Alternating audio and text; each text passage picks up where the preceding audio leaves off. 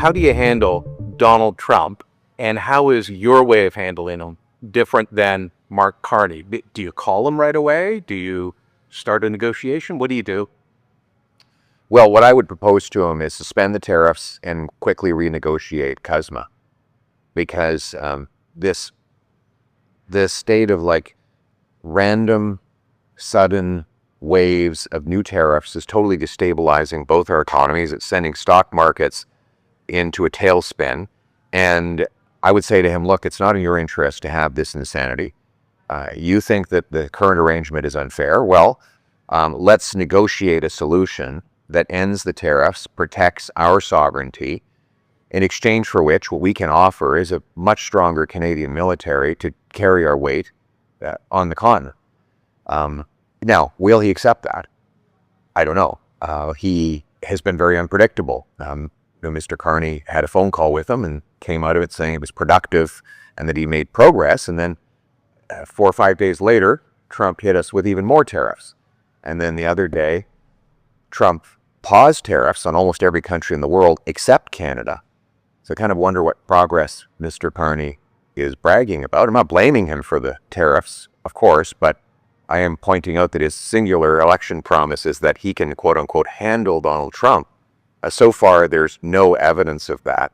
What we need to do is focus on what we can control, which is to say, reverse all of the disastrous policies that Carney advised Justin Trudeau to put in place and that all the current Liberal MPs running for re-election helped impose.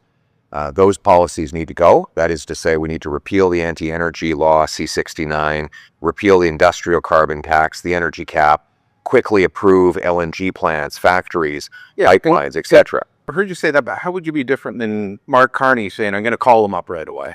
I mean, do you take a different approach to trade negotiations? Or if you remember back to when we renegotiated NAFTA into CUSMA, the Americans published this long list of their objectives, required to by law. It wasn't Donald Trump being, really nice to anybody. They're required by law. Right. And it was all about better access for their producers, better access for their manufacturers, better access to our markets and the Mexican markets.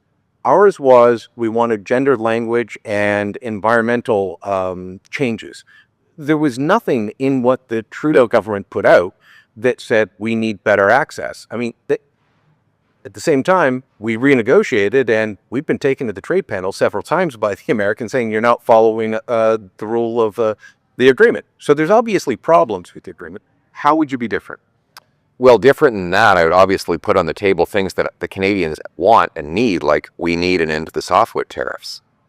It's crazy that we're being hit with 15% tariffs. By the way, those weren't imposed by Trump. Those were imposed by Biden.